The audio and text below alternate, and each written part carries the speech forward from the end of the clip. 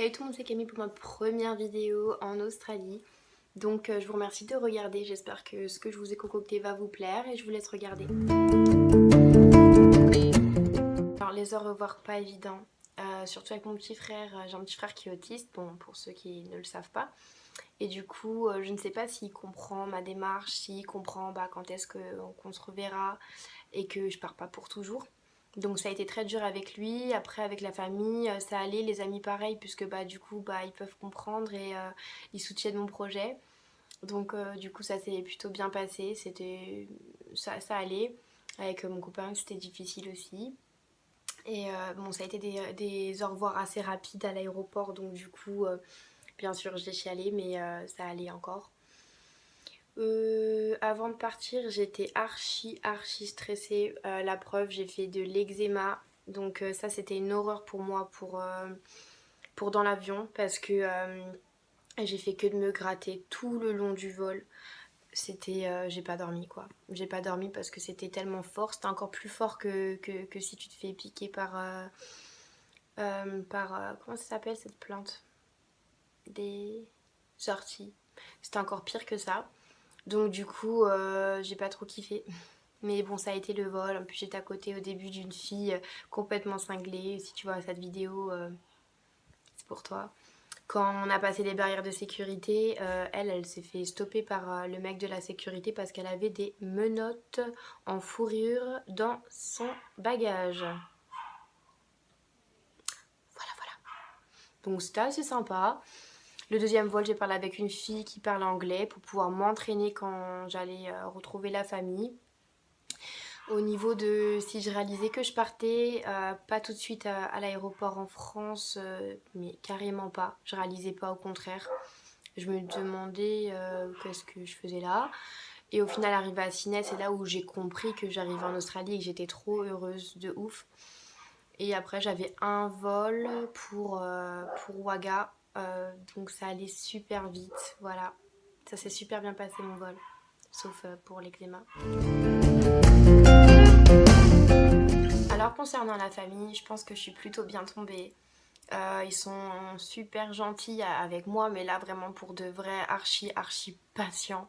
Et puis j'arrive à avoir des conversations avec eux, à parler de tout et de rien, alors que bon vous savez, je suis pas bilingue. Ici je m'appelle Camille, je m'appelle pas Camille, je m'appelle Camille. Donc voilà, j'ai aussi changé de prénom, donc c'est génial. Je passe quand même pas mal de temps du coup avec eux, que ce soit parce que je travaille chez eux ou parce que j'ai envie en fait de vivre comme eux. J'aime bien être ici, je me sens bien. Puis, vous voyez, j'ai une bonne chambre et tout, ils savent me recevoir, ils sont trop adorables. Du coup il y a les trois filles, donc Mali, Mia et Sophie, que je m'occupe d'elles. Elles sont super gentilles. Après bon c'est un mode d'éducation qui est un peu différent de chez nous, donc parfois c'est un peu, je sais pas, difficile pour mes oreilles. Mais en soi ça va quand même, ça se passe bien, elles sont top, sauf quand elles veulent quelque chose, du coup elles prennent pas le temps de m'expliquer calmement, elles passent par les cris et les pleurs. Donc autant vous dire que je ne comprends pas. Mais sinon à part ça, ça c'est vraiment un petit peu le point noir. Sinon à part ça, tout va très bien. Là, à l'heure à laquelle je vous parle, juste avant, je revenais de faire les magasins avec Christy, la mère de famille. Et d'ailleurs, oh là là, elle fait trop bien manger. Je pensais que j'allais prendre 10 milliards de kilos, mais carrément pas. Elle fait des salades et tout, mais trop bon en plus. Et des trucs, j'aurais jamais mangé ça en France, donc merci. Puis c'est pas trop calorique et tout, donc trop bien. Je suis trop contente. Le père aussi super gentil, on rigole trop ensemble. Donc ça se passe bien. On rigole parce que aussi on comprend pas trop parfois quand on parle et du coup ça donne des trucs improbables. Et donc je crois que c'est tout concernant la famille. Surtout si je pourrais dire 3 mots les concernant, ce serait gentil, compréhensif et patient.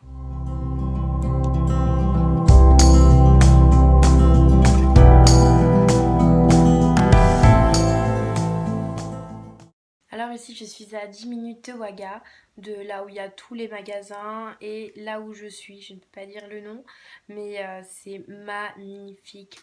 J'ai pas d'autres mots en fait, c'est juste magnifique. Il y a des choses qu'il y a là que je ne vois pas du tout en France, en tout cas là où j'ai pu aller. C'est un mélange entre, je trouve, le western et la savane. C'est juste magnifique, c'est sec. La terre parfois à certains endroits est rouge et les arbres. Bref, c'est trop beau. Les animaux, c'est pareil. Il y a des cacatoès en liberté, des perroquets, les kangourous en liberté aussi, que je peux trouver dans mon jardin ou dans le jardin des voisins. Et il y en a mais une tonne, un paquet. Et je trouve ça mais merveilleux. C'est magnifique là où je suis. Et ça crée des lieux, du coup, waouh, j'ai pas les mots en fait. C'est tellement calme, c'est tellement reposant et les couleurs sont magnifiques. J'adore, en tout cas, j'adore cet endroit. Je suis fan et puis dans la ville, il y a pas mal quand même de magasins. J'ai de quoi m'occuper, que tu peux faire du shopping, que tu peux aller au restaurant, dans les pubs, enfin, il y a quand même pas mal de trucs. Il y a beaucoup de parcs où tu peux aller te promener en famille, donc c'est juste génial. Et le meilleur endroit que j'ai vu pour l'instant, c'est Wagga Beach. Et c'est trop beau, c'est trop beau. J'ai oublié de vous parler des couchers de soleil, ils sont magnifiques ici, mais magnifiques. Le ciel, la nuit, ça a rien à voir. On voit mais des tonnes et des tonnes d'étoiles dans le ciel, mais comme j'en ai jamais vu auparavant, c'est trop trop trop trop beau. Et aussi, pour terminer avec l'endroit, donc je parlais des animaux, donc j'ai appris deux choses sur les kangourous. Un, ce sont des animaux nocturnes, donc ils vivent ils vivent la nuit, le jour bien sûr, mais ils sortent particulièrement la nuit. Et j'ai appris aussi que même s'ils te regardent d'un air complètement étrange, en mode je vais te niquer ta gueule, pas du tout.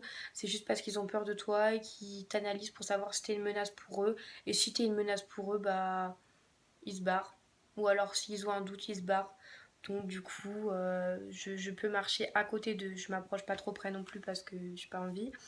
Mais en tout cas, ouais, c'est plutôt pas mal.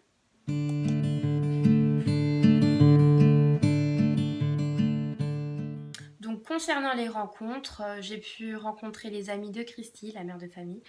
Je suis déjà invitée à aller à Melbourne et aller à Perth, donc c'est plutôt pas mal. Je pense que j'ai fait bonne impression puisqu'elle connaît pas mal de gens ici. Et comme elle a beaucoup déménagé, du coup, elle a plein d'amis un peu partout. Donc j'ai fait bonne impression et eux aussi ont l'air d'être des personnes mais juste trop gentilles, comme les habitants de cet endroit.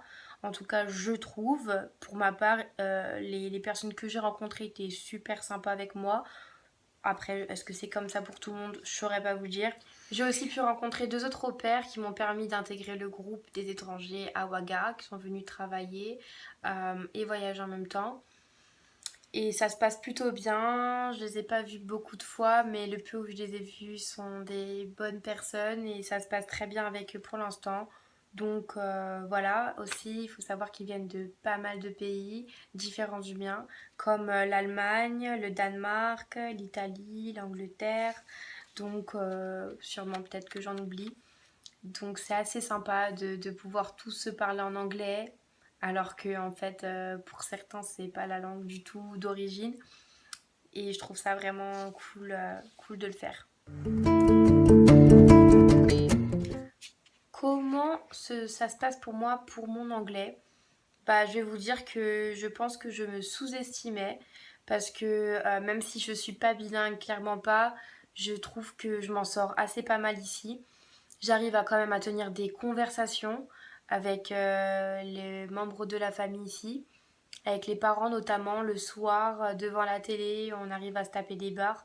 Là, comme je vous disais, avant de prendre cette vidéo, de faire cette vidéo, j'étais avec Christy au magasin et on a grave rigolé ensemble alors que je pensais pas en être capable. Aussi, du coup, je suis assez fière de moi. J'ai plus confiance en mon anglais en étant ici que quand j'essayais de parler en anglais en France parce que je pense que ici on se fout pas de ta gueule. En tout cas, pas comme j'ai pu le voir en France. Ou s'ils se foutent de ma gueule, bah je le vois pas. Et du coup, je suis pas complexée parce que je sais que c'est pas grave si j'ai pas un anglais de fou et que j'ai pas beaucoup de vocabulaire, mais en tout cas, j'arrive à me faire comprendre et c'est le plus important. Peut-être j'ai un accent dégueulasse, ça j'en sais rien, je pense pas non plus. Mais du coup, ça c'est pas mal pour moi. Maintenant, j'aimerais bien vous expliquer un petit peu les étapes dans une conversation parce que franchement, j'ai mal à la mâchoire à cause du fait que je parle anglais. Ça me fait mal parce que tu te sers différemment des lettres, peut-être des sons. Le TH, le R, le O, le U, le A. Bref, il y a plein de trucs que tu te sers différemment ici. Et aussi, il y a des choses à pas louper quand tu es dans une conversation, notamment les gestes et le visage de la personne pour pouvoir savoir de ce dont quoi tu parles. Est-ce que c'est quelque chose de triste, est-ce que quelque chose de drôle. Euh, ça va te permettre de savoir de quoi est-ce que tu vas parler. Ensuite, il faut bien écouter, il faut ensuite comprendre avant, enfin, de réfléchir à ta réponse et de répondre le plus naturellement possible. Parce que, aussi bizarre que ça puisse être, plus je parle rapidement, plus ils me comprennent. Je ne sais pas pourquoi, mais c'est comme ça. Mais voilà pour l'anglais et ça se passe bien en tout cas pour l'instant. J'espère que je vais apprendre rapidement. C'est pas dit, mais en tout cas pour l'instant je me démerde pas mal et c'est suffisant. Alors, ce que je fais ici principalement, c'est travailler et aussi profiter un petit peu de ma vie en Australie. Donc, à la maison, quand je ne travaille pas, je reste soit dans ma chambre où je vais faire du dessin, où je vais écouter de la musique, où je vais rester un petit peu sur les réseaux sociaux, des choses comme ça. Ou bien je vais aller dehors marcher. J'aime bien marcher ici parce que je pense que c'est le début. Après, peut-être que ça me saoulerait, mais pour l'instant, ça me saoule pas du tout. Voilà, après je profite de mes temps libres aussi pour pouvoir voir les autres au pair ou les autres personnes qui travaillent là, que j'ai pu rencontrer du coup ici. On va boire un verre ou on sort, notamment la dernière fois on est parti au Mardi Gras, c'était génial d'ailleurs parce que Mardi Gras c'est le truc un petit peu gay pride. Puis ensuite on a fini par faire un barbecue, c'est bien passé. J'ai aussi après été prendre un verre dans la semaine. Et puis là, on va sortir du coup ce soir et demain. Donc ça se passe assez bien. C'est un petit peu ça les sorties que je fais. Maintenant, ça fait que 2 semaines que je suis là, donc j'ai pas encore fait là les trucs. Ça c'est plutôt pour mes temps libres. Après maintenant dans le travail, principalement je m'occupe des petites et je fais le ménage aussi. Je pourrais vous parler dans une autre vidéo un petit peu de ma journée type. Mais ce serait trop long dans cette vidéo qui dure déjà à mon sens assez longtemps comme ça. Merci d'avoir regardé cette vidéo, j'espère qu'elle vous aura plu. Si vous avez des idées de thèmes que je pourrais aborder pour une prochaine vidéo, n'hésitez pas à me les mettre en commentaire. Et je vous retrouve pour une nouvelle vidéo, peut-être dans 2 semaines, je ne sais pas. En attendant, je vous fais des gros bisous. Ciao!